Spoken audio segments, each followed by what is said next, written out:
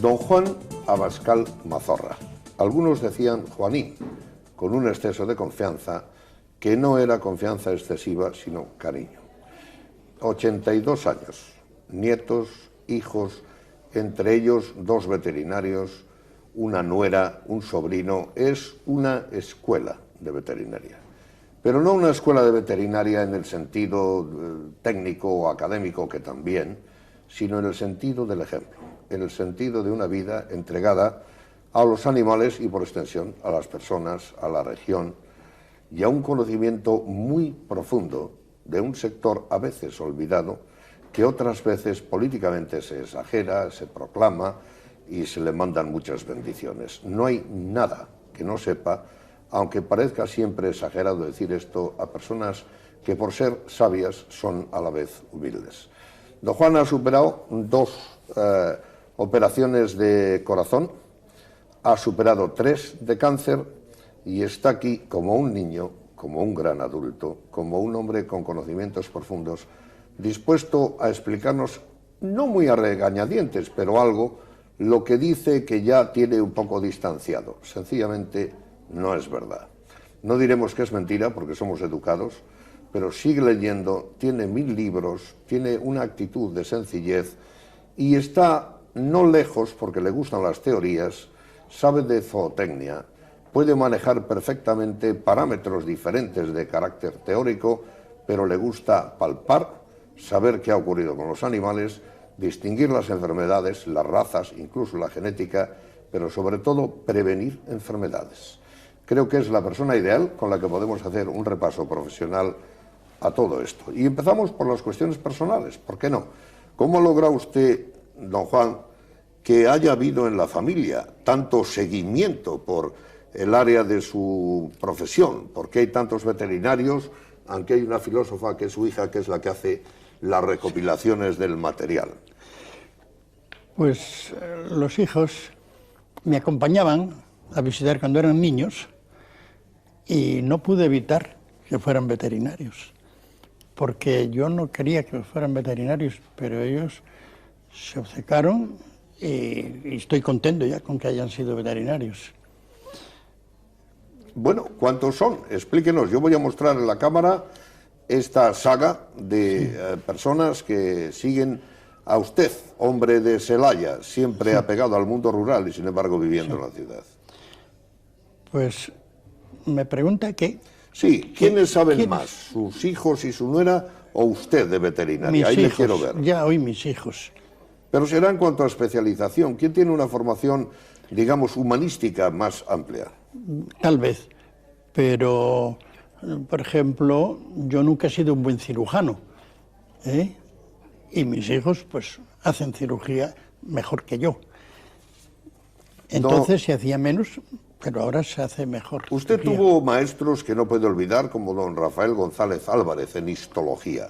Sí. Eso me lleva a otra cosa. ¿Qué papel juega la histología, que estudia los tejidos, pero sobre todo la veterinaria, que se sigue estudiando en Europa con los mismos años que los médicos? A veces, por proximidad en la vida rural a la que yo he pertenecido, no se valoraba suficientemente. Llegaba el veterinario como podía venir el herrero, como podía venir el cura, como veíamos al farmacéutico, pero es una figura muy importante académicamente.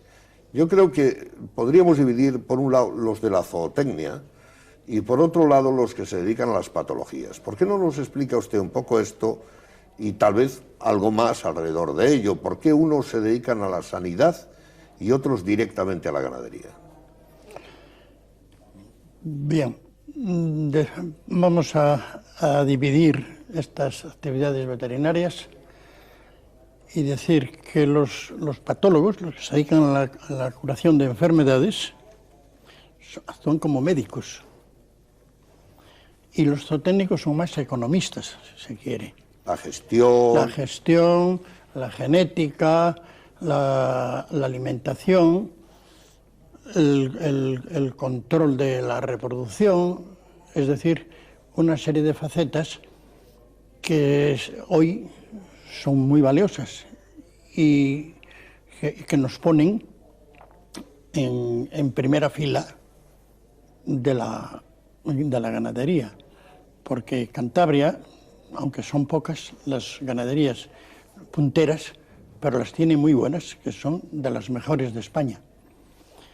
Por otro lado, antes parecía imposible llegar a tener vacas con producciones de 10 o 11 mil litros de leche, y hoy se consiguen, no digo con facilidad, pero sí con bastante frecuencia encontrar unos animales de estas producciones. Antes las vacas producían 4.000 litros de leche, las buenas, y ahora ya hay que hablar de 10 u 11.000 litros. Félix Gordón Ordaz, un republicano de izquierdas que hizo mucho por la profesión. Yo quisiera que usted eche un poco la vista atrás y de dónde viene la tradición veterinaria. Tengo entendido que ustedes no tenían animales para la disección porque la gente se les comía.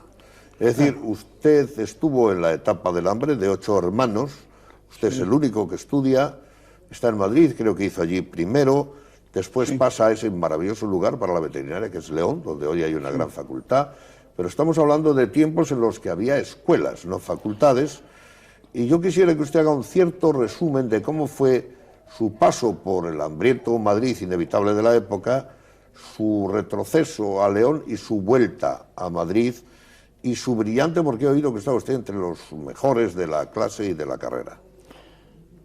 Bien, pues fui a Madrid a estudiar veterinaria y estuve allí un año, alojado en una mísera pensión, donde pasábamos hambre, pero hambre auténtica, hambre física.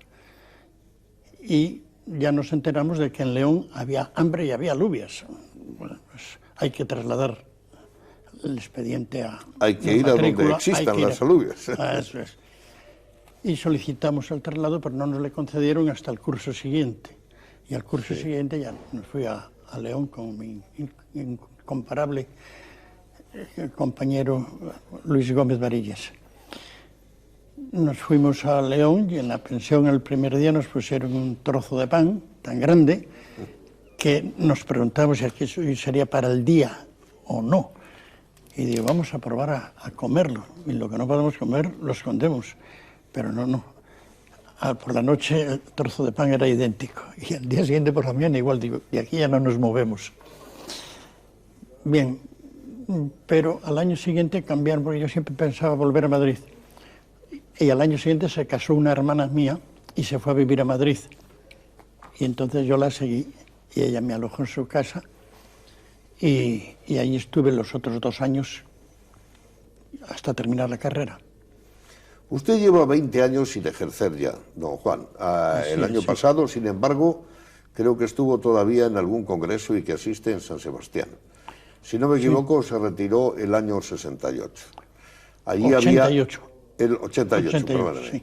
Yo tengo aquí una alerta de la época, del 1 de febrero del 89, donde voy a leer un pequeño párrafo. Dice, ha velado con auténtico desvelo por la buena salud de la cabaña ganadera del Valle de Carriedo, 15.000 cabezas de ganado. Ha dicho adiós a la profesión que ejerció de forma apasionada a lo largo de 40 años. Casi 1 millar de personas asistieron el pasado sábado al homenaje convocado por el Ayuntamiento de Entrambas-Aguas.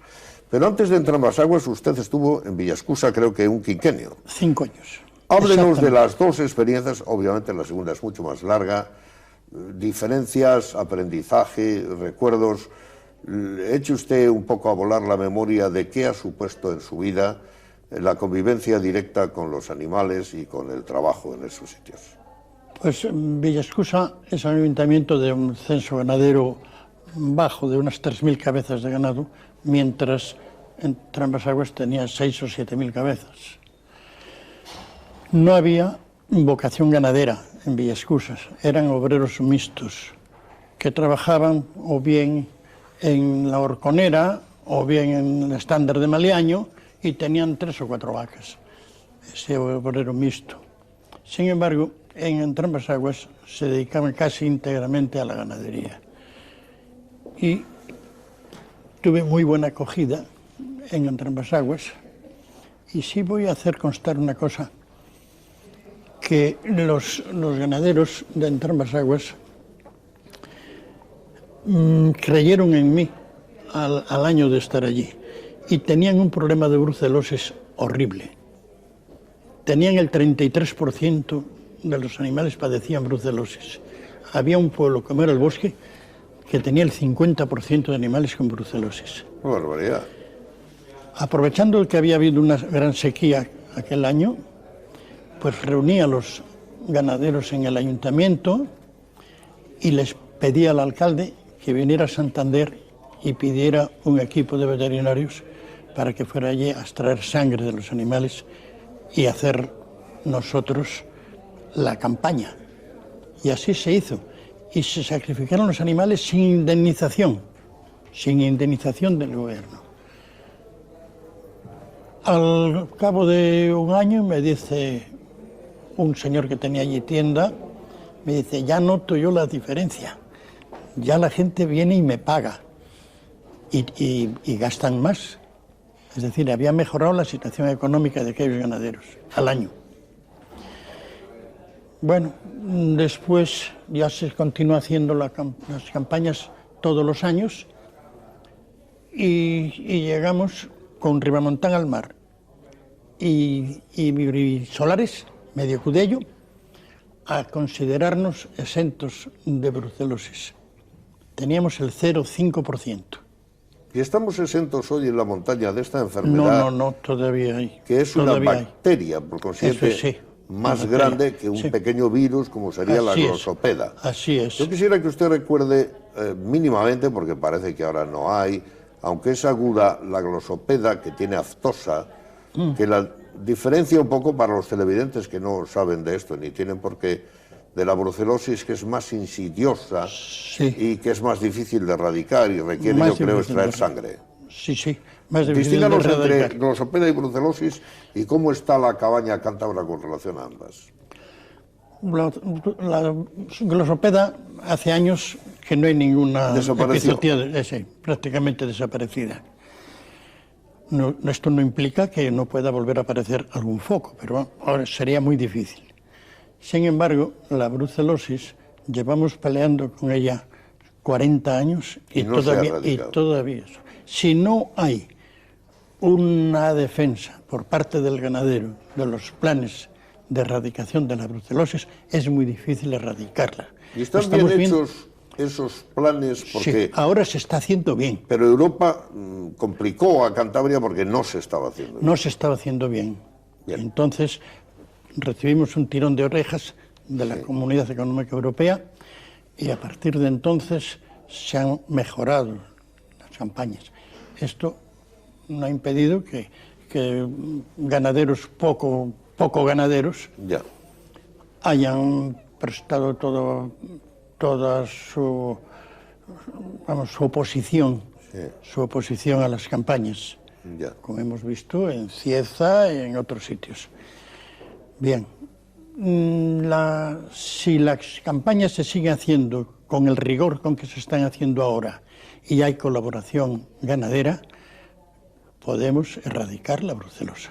¿Y la mamitis, don Juan? Esa inflamación que producía pérdidas económicas, que es menos grave en sí misma, pero que daña mucho. Claro, daña económicamente. ¿Se puede evitar o cómo está? Pues es difícil, pero erradicarla no. Esta no se podrá erradicar tampoco. Pero esta no es contagiosa. No se podrá, sí, es contagiosa. Es contagiosa también. Pero no se podrá erradicar. En el Congreso de Moscú, un congreso que fui yo a Moscú, dijo el ministro de Agricultura que habían erradicado la brucelosis, que habían erradicado, no recuerdo qué otra enfermedad, y la mamitis. Y hubo un rumor generalizado en la sala, y dijeron, eso no lo creemos. Sí, eso no lo creemos. Escepticismo. Claro, no se puede erradicar la mamitis en un plan nacional. Oye, tienen que ser medidas de prevención, de higiene, mucha higiene, mucho lavado de mamas, uso de antibióticos en el momento, los precisos y los justos. Sí. No es fácil. Muy bien, las vacas locas, ¿eso está erradicado o nos amenaza todavía? No, ya nos amenaza menos. ¿Y en qué consiste?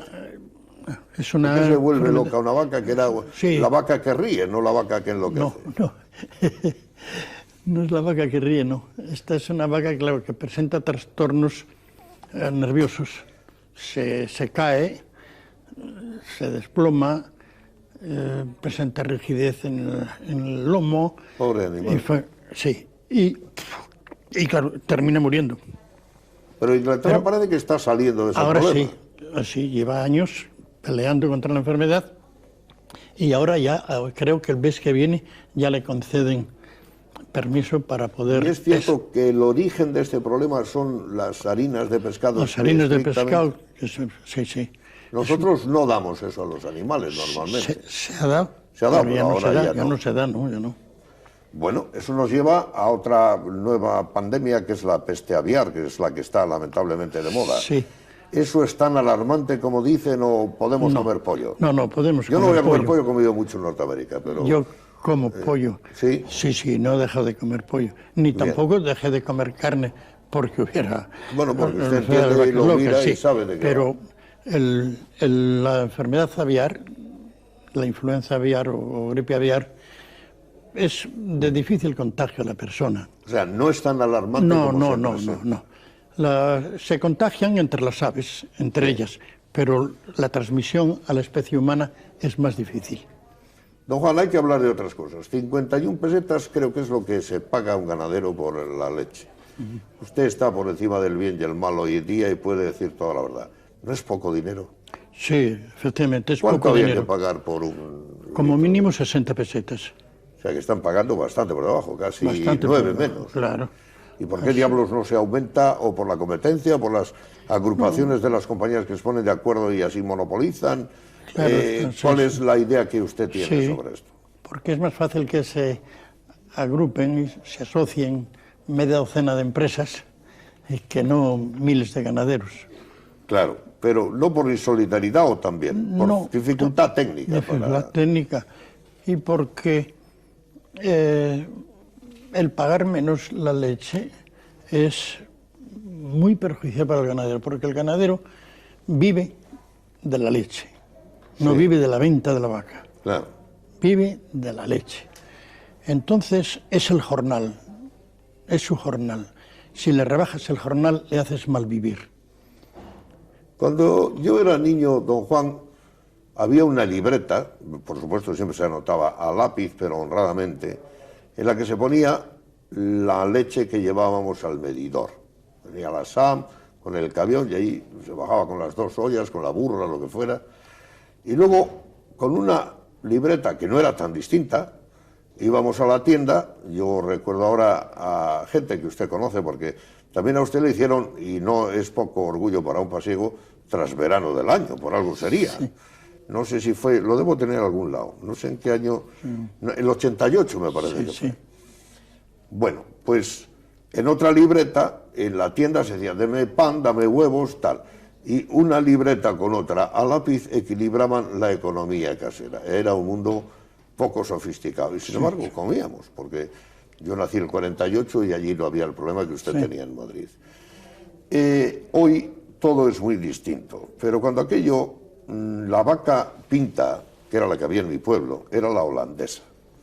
Es una vaca de pata corta, si no me equivoco, que queda crecientemente sustituida por la vaca americana o canadiense, la cual es también corpulenta, pero mucho más productora.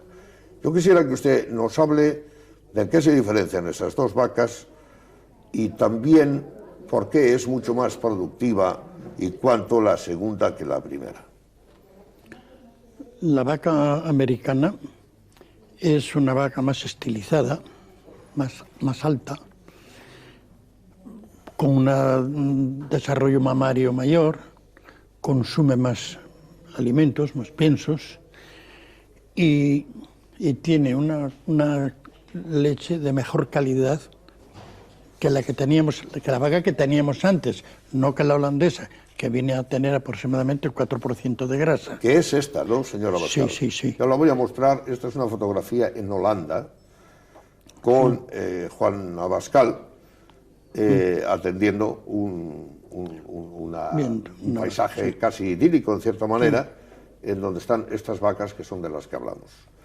Estas vacas producen bastante más leche que las que había en mi pueblo. Sí, más del doble. Más del doble. Hable de cantidades, yo sé que usted las conoce. ¿Cuál? Hable de cantidades, yo sé que usted las conoce. La vaca holandesa venía a producir aproximadamente unos 4.000 litros de leche al año y, sin embargo, la canadiense o americana llega a producir 10 o 11.000 litros. Es decir, que en 300 días de ordeño produce esa cantidad de leche. Yo sé que usted es muy neutral políticamente, con un respeto a la tradición de izquierdas familiar, de su padre, al origen, a Bruno Alonso, y además con grandes amigos, entre ellos médicos, que son razonables médicos conservadores, con un distanciamiento inteligente de lo que ha sido su vida y de lo que ha sido la amistad con otras personas. Pero el presidente Revilla, porque un político, suele decir que la vaca que ha quitado el hambre es la Tudanca. Esto tiene explicación, porque él procede de allá, de donde están las vacas tudancas. No sé si es tan cierto, no le vamos a quitar la razón al presidente, porque entonces yo tendría problemas, usted no, porque usted es veterinario y usted entiende de vacas. Pero realmente esta vaca que es tan resistente, no veo por qué la limusina no podría serlo tanto, y el que sabe de usted de esto es usted. La Tudanca es una vaca de carne, como es la limusina, como es la suiza, como es la charolesa, pero usted sabe de los tamaños, de las resistencias. ¿Por qué no nos habla de estas 4 de carne y del papel que representan en el agro montañés, la vida agropecuaria nuestra? Bueno, la vaca limusina va imponiéndose ya a la Tudanca. La Tudanca, si antes había en la provincia, pues no recuerdo las cifras exactamente, pero sí que ahora hay ya pues, la tercera parte de las que había, porque la va siendo reemplazada por la limusina. Que es la que tiene la capa roja. Eso es, sí. Es un poco cerdosa por sí, cierta similitud con el cerdo, en el buen sentido. Sí, la morfología del cerdo tiene. Pues sí, el cerdo es el prototipo del animal de carne, claro. En cambio, la suiza es avellanada. Sí, así es. Y la suiza da más leche. La Tudanca no es productora de leche. La suiza tiene más grasa, la preferían en la SAM. La SAM la prefería, claro. No, amplíenos usted esto, que es el que lo sabe. Bien.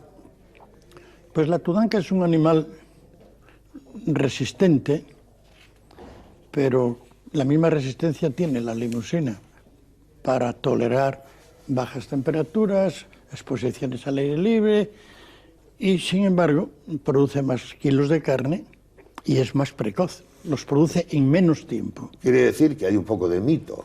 Claro. O sea, para estar a esas alturas sí. podría resistir. Yo he visto vacas charolesas a 2.200 metros de altura en los Pirineos.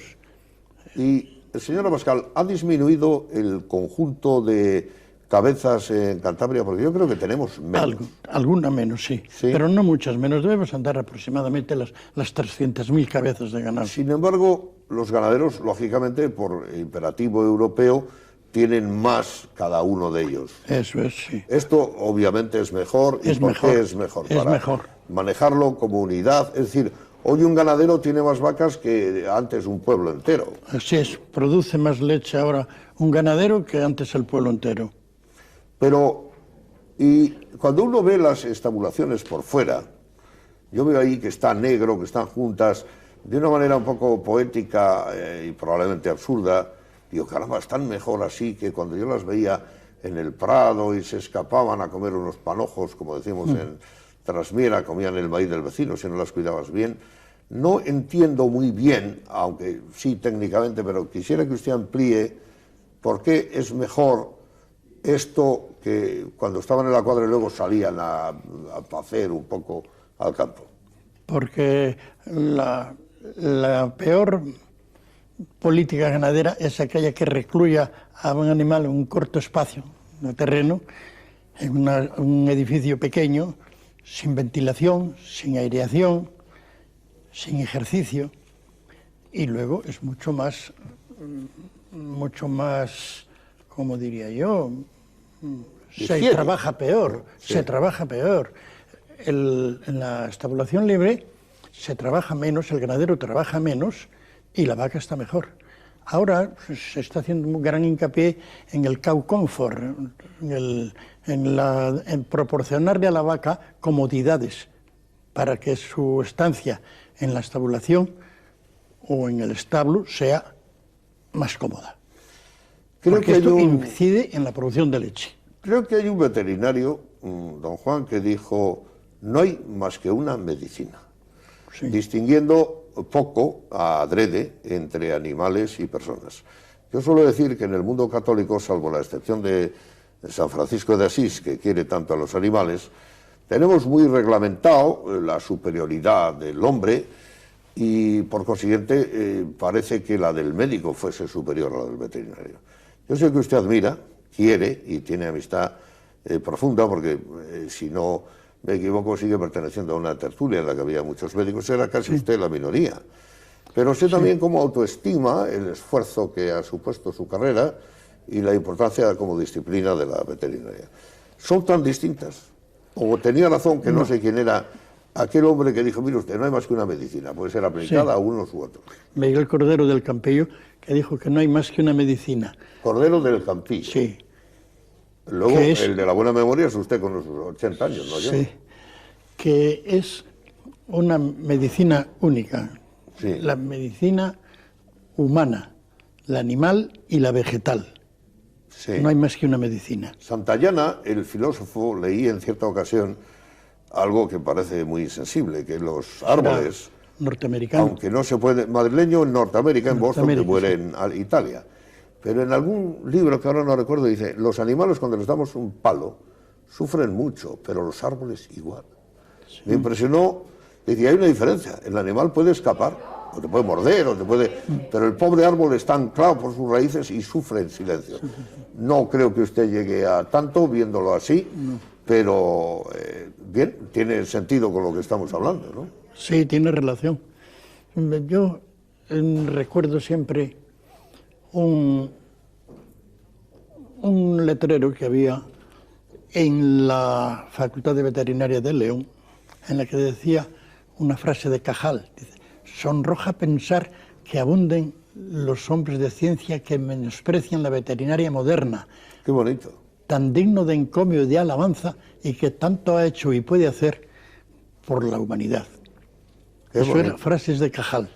¿Por qué no hacemos un salto atrás y nos dice usted sin ningún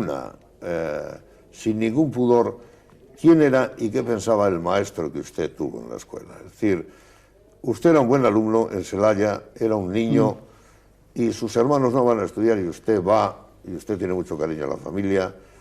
Diablos, usted no va a los escolapios, usted trata luego con gentes que ayuda a rescatar, como a un amigo que se llamaba Leoncio. Yo quisiera que usted nos haga una honrada síntesis de estos recuerdos de su inicio al estudio y a una profesión en la que ha estado 40 años dando lo mejor que tenía. Bueno, vamos a ver. Ya sé que le pido mucho, pero... No, yo iba a la escuela municipal de Celaya y allí había 3 o 4 maestros que eran republicanos. Entonces había muchos maestros republicanos. Sí. Y entonces parece ser que el gobierno iba a dar carrera a los 2 mejores alumnos. Sí. Y entonces ese amigo Leoncio y yo fuimos elegidos para ir a Bellacarredo, a los Escolapios, para hacer bachiller. Sí. Pero cuando mi padre lo supo, dijo, no quiero que nadie te pague los estudios, que ya te los pago yo, que nombren a otro, y efectivamente nombraron ¿Pero era a otro. por política, porque era orgulloso, porque quería manejar sus propios asuntos? Él no quería que se mezclara la política con los estudios. Sí. Bueno, por cierto, que ese maestro luego le mató la Guardia Civil por la espalda, bajando de un sitio donde había estado escondido, con el júbilo de los escolapios, que no pudieron disimular su alegría cuando oyeron los disparos de los mosquetones. Bien.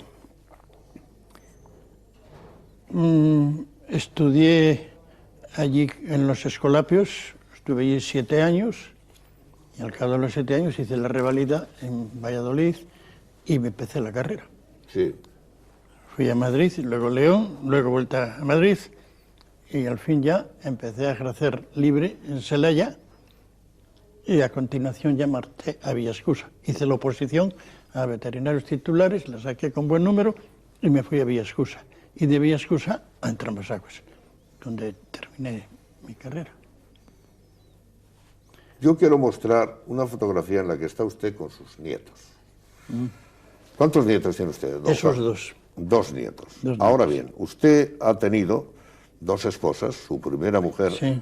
que es la madre la madre o el padre de estos niños, murió en un accidente de automóvil. La madre de estos tres. Eso es, de estos tres. Sí. Su segunda esposa es una universitaria, creo que es Sí. enfermera, Mira. y usted ha tenido, por tanto, dos vidas Maestra. particulares, dos pueblos, Sí. como fueron Entrambas-Aguas y Villaescusa, una vida en Madrid de estudiante y otra en León. Usted ha tenido varias dobles vidas y ahora con los 82 años supera las dolencias de las que no se queja y está triunfando. Lee todos encuentro los bien, días. sí. Yo quisiera que usted dé una explicación genérica de qué consiste ser buena persona, hacer bien el trabajo, mirar para atrás y no tener manía a nadie y, sin embargo, poner los puntos en su sitio de acuerdo a la experiencia propia. ¿Qué es la vida? ¿Qué es la vida? Es mucha pregunta, pero usted es veterinario. Este señor me quiere hacer a mí filósofo y no lo soy. No, bueno, pero ¿Qué es la vida? La vida es una lucha constante. es agónica, decía don Miguel Es agónica, entonces. sí, la vida es agónica. ¿Y Pero cuándo yo se triunfa juego o en no mi sobre partido ello? de bus todos los días con un grupo de amigos. Sí. Sí, con un grupo de jubilados. Juego todos los días mi partida de mus. Unas veces gano, otras veces pierdo, pero siempre con Sí. la alegría de haber pasado 2 horas entre buenos amigos. Mire usted, Gutiérrez Sarabia, que creo que es quien diagnosticó, y usted lo ha dicho, aunque ha habido algún malentendido, la fluorosis, el viejo Ursinaro, el muy prudente Martínez Roiz, que es pariente del presidente, y además un intelectual de la veterinaria también, Gancedo, que es un teórico, creo yo, un hombre que maneja muy bien los datos. ¿Cantabria es una tierra de veterinarios importantes? Pues sí, yo creo que sí. Yo creo que ha habido buenos veterinarios de vacuno, de ganado vacuno. Nos hemos especializado en ganado vacuno y luego de caballos había pocos. Es decir, que acaso Hablemos de eso. Ursinaro. ¿Qué sentimiento le produce a usted, aparte del respeto, lógicamente, una chica, un chico que se pone una bata blanca y le cura la cola, el rabo a un gato? Y lo digo sin desprecio ninguno, a mí me encantan los felinos. Pero frente a ese compromiso con el ganado vacuno de la tierra, que representa, ¿qué porcentaje, don Juan, hoy el mundo del ganado vacuno, del agromontañés, el sector primario? ¿Es el 5%? El sector primario sí, no representa más que el 5% de la Bien, renta. nada más y nada menos. Ese sustantivo 5% al que nos debemos, donde ustedes han estado comprometidos científicamente, luchando con las patologías, pues es un mundo distinto al mundo rural en el que viene una pareja joven y tiene pets, tiene un gato, un perrito y un pollo, si usted quiere. Y los cuidan y van, y francamente es igual de digno, pero es distinto. Sí. ¿Cómo ve usted a esas jóvenes o jóvenes que están con un automóvil yendo a por un perrito, frente a subir a la cabaña de Virtus o a donde hubiera que ir para curar a una vaca que se hubiera hinchado, que hubiera... Es muy distinto, es la misma profesión, pero en dos facetas completamente distintas. Para mí, y que me perdonen los de pequeños animales, la veterinaria auténtica es la de la vaca o la del caballo. Pero reconozco que hay magníficos profesionales veterinarios hoy en pequeños animales. Se hace cirugía como se puede hacer en medicina humana. Extraordinarios profesionales. Ahora bien, para mí el mérito sigo dándosele al de la vaca. Yo no voy a poner a usted en compromiso, pero a lo mejor un hijo suyo es mejor cirujano de los animales, pero diagnosticaría mejor un problema en el que los síntomas no estén claros que usted. Lo digo porque yo he tenido la suerte de entrevistar médicos antiguos, don Abilio Barón, que disponían de menos medios, que estuvieron en la guerra, y que con la yema de los dedos decía, la bala está a tantos centímetros, porque no tenía manera de mirarla. Yo creo que ustedes, los que son de esas generaciones, son muy intuitivos y deductivos a la vez, y no solo no quiero quitarles mérito, sino que creo que hay algo que no se enseña, que han aprendido ustedes con el manejo práctico. Pues sí, así es, pero solo con observación y los datos que puede proporcionar una analítica y una exploración bien hecha, pues se puede llegar a hacer diagnósticos hoy mejor que antes, porque dispone de esos medios que nosotros no teníamos. De todas maneras, hay también magníficos profesionales, sobre todo en el campo de la zootecnia. Yo he tenido conmigo practicando veterinarios que luego se han especializado en zootecnia y, amigo, me dan a mis sopas con onda. Usted, don Juan, tiene una actitud sencilla, de brazos cruzados, no hurta el bulto para dar opiniones, pero muestra una delicadeza de respeto y sencillez a los demás que a mí me impresiona. Usted tiene 1000 libros, tiene una vida profesional detrás. Creo que cerca del final usted tiene que atreverse a dar 2 consejos. Y me gustaría pedírselos, un consejo público. Diríjase usted, con toda la modestia que quiera, al gobierno de Cantabria, al señor Oria, a lo que es la política preventiva y ganadera, y comente qué es lo que podemos hacer un poco mejor, no implicando que se esté haciendo mal nada. ¿Dónde hay que poner el énfasis? Luego le hago la otra. Pensando en el ganado. Continuaría poniendo el énfasis en la erradicación de la brucelosis como primer objetivo. No se debe modificar para nada el trato que se está dando a la brucelosis. Hay que continuar y no dar marcha atrás, ni un paso atrás, sea cual sea la actitud de ciertos grupos de ganaderos o de aquel que se titula presidente de los tratantes. Sí.